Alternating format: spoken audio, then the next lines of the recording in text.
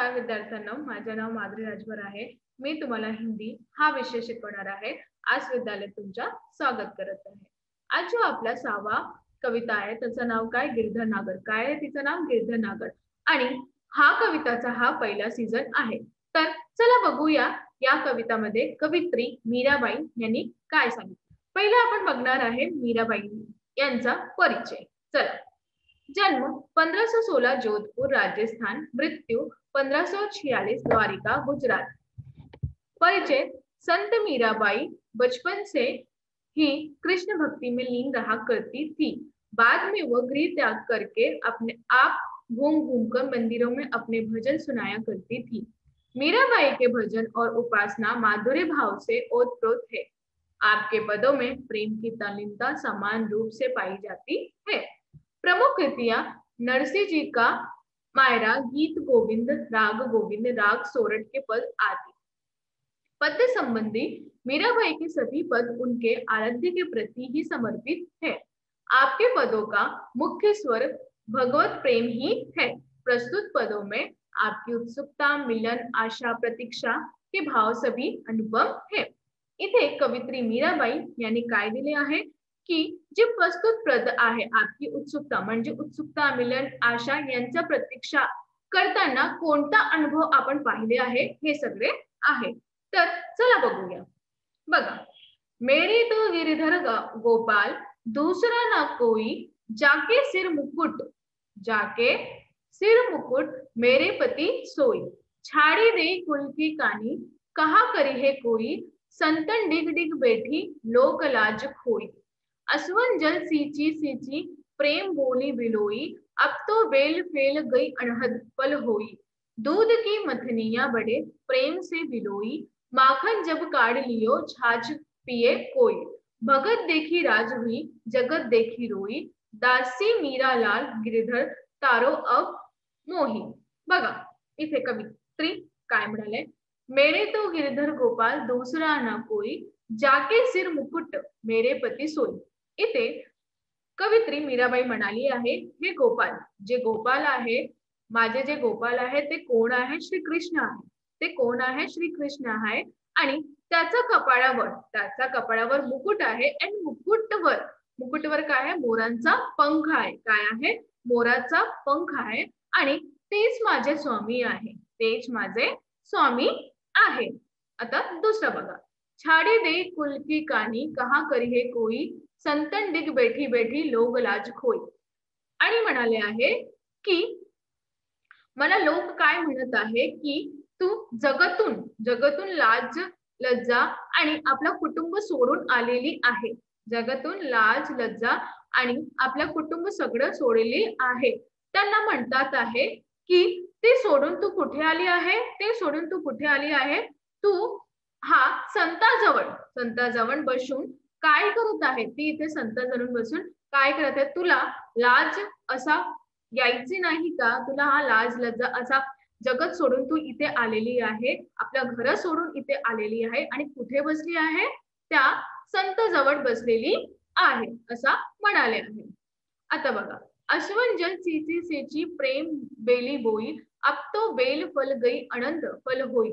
आता इथे म्हणाले आहे की ते अश्वन, आता त्यांचे जसा की आपल्याला कोणताही झाड किंवा वृक्ष वाढायचे आहे तर आपण काय करते? त्याच्यामध्ये पाणी टाकते आणि ते धीरे धीरे वाढू लागते। तर इथे म्हणाले आहे की तुमच्या सेवातील भक्तीतील मी खूप प्रयत्न करत आहे। आता तुम्ही मला फळ द्या।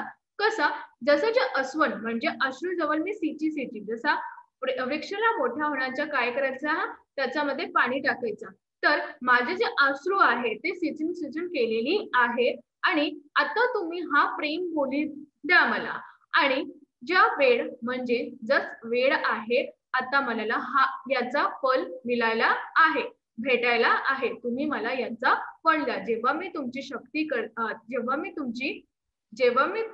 भक्ती करते यांचा मला फल भेटायचं आहे आणि इतके अश्रू मी काढले आहे, त्यांचं फल मला पण भेटायचं आहे, असं म्हणाले आहे। आता बघा, दूध की मथनिया बड़े प्रेम से बिलोई, माखन जब काढ़ी लियो छाछ पिये कोई।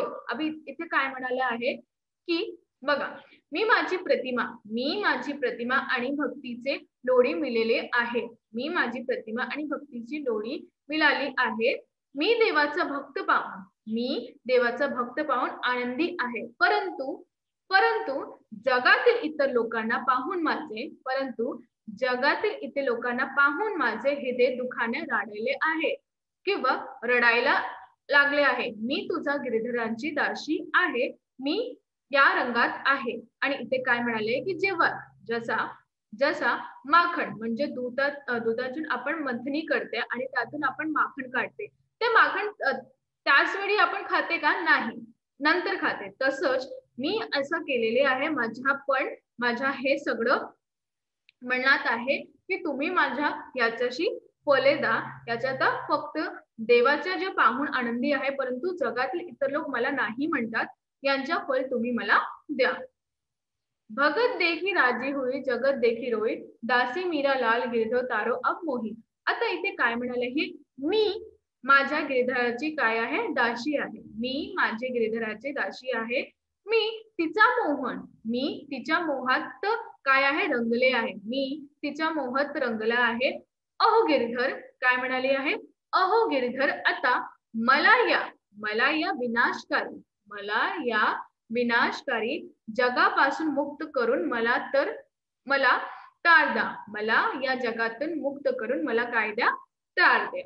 तर हे झाला पहिला स्पष्टीकरण। आता दुसरा बघूया। बघा, हरिबिन कोण गती मेरी, तुम मेरे प्रतिपाल कहियो, मैं रावरी चेरी, आदि अंत निज नाव तेरे, हिमायो फेरी, बेर बेर पुकारे कहूँ आरती है तेरी, यो संसार विकार सागर बिच में घेरी, नाव फाटी प्रभु पाल बांधो बुडत है मेरी, बिरहणी पिवटी बाट जोवे राखल्यो नेरी, दासी मीरा राम रटत है, मैं शरण हूँ तेरी। आता बघा इथे काय म्हणाले आहे, हरिबिन कोण गती मेरी, तुम मेरे प्रतिपाल कहियो, मैं रावरी चेरी। आता इथे कवित्री काय म्हणाले, अरे देवा, म्हणजे अरे देवा, मी तुझ्या शिवाय वाचू शकत नाही।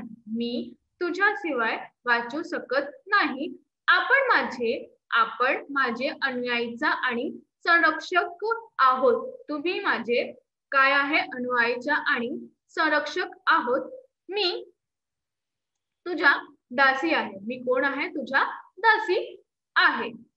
आता दुसरा बघू, आदि अंत निज नावे तेरी, हिमायो फेरी, बेर बेर पुकारे कहू प्रभु आरती है तेरी।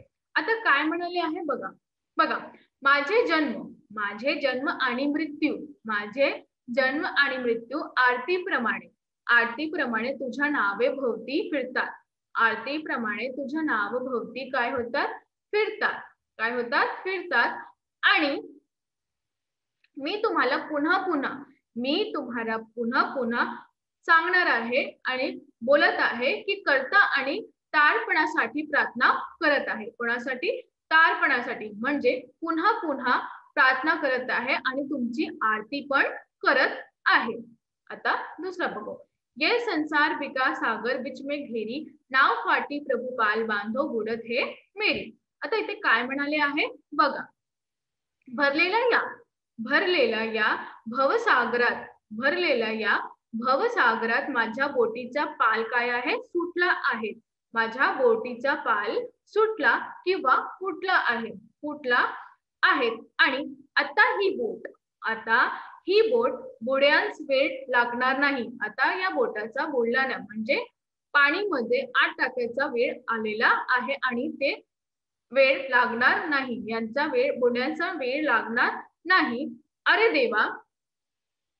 देवा, माझी बोट आपली वहिनात म्हणजे प्रेमाची वहिनात आपला मार्ग पाहत आहे। तुमचा मार्ग पाहत आहे।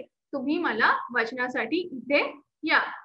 बिरहणी पिवटी बाट जावे राखोल्या नेरी, दासी मीरा राम रटत है, मैं शरण हूँ तेरी। इथे म्हणाली आहे तुमची विरहणगणी म्हणजे तुमची जे दासी आहे, तुमची जे दासी आहे आपल्या मार्ग पाहत आहे, तुमचा मार्ग पाहत आहे। मला तुझ्या तुझ्या आश्रमामध्ये घेऊन जा, मला तुमच्या आश्रमामध्ये घेऊन जा. मीरा नावाची ही दासी, मीरा नावाची ही दासी तुझ्या नाव नाव नावावर व्यस्त आहे. मीरा दासी ही तुझ्या नावावर व्यस्त आहे. ते जतन करा आणि लाज वारण्यासाठी तुम्ही ठेवा. माझी लाज आहे ते मारण्यासाठी तुम्ही ठेवा. तर हे झाला दुसरा स्पष्टीकरण. आता तिसरा. फागुन के दिन 4 होली खेल मनारे, बिन करताल पखावज बाजे अड़हत की झनकार रे, बिन सुर सागर चितुस गावे राम रणकार रे, सील संतोष की केशर घोली प्रेम प्रीत पचकार रे, उड़त गुलाल लाल भयो अंबर बरसत रंग अपार रे, खटके पट सब खोल दिए हैं लोक लाज सब डाल रे, मीरा के प्रभु गिरिधर नागर चरण कबाल बलिहार रे. आता बघा, फागुन के दिन 4 होली खेल मनारे, बिन करताल पखावज बाजे अणहद की झनकारे. इथे कवित्री मीराबाई काय म्हणाले आहे? मीराबाई म्हणतात की फागुनाचा हा 4 दिवस आहे. किती? 4 दिवस आहे. होळी खेळून साजरी करा.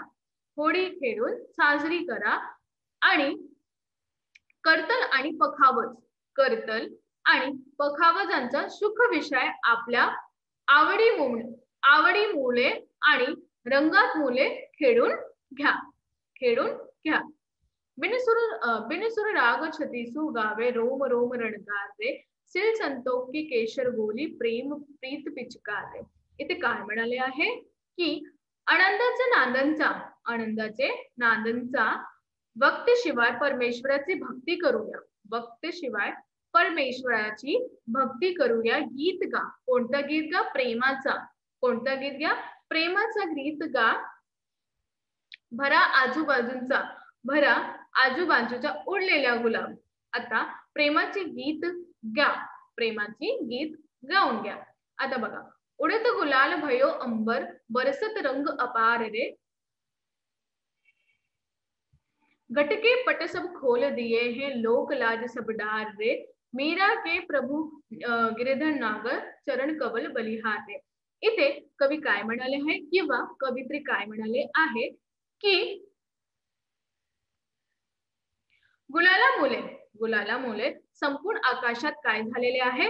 लाल रंग उडत आहे. गुलाबामुळे संपूर्ण आकाशात लाल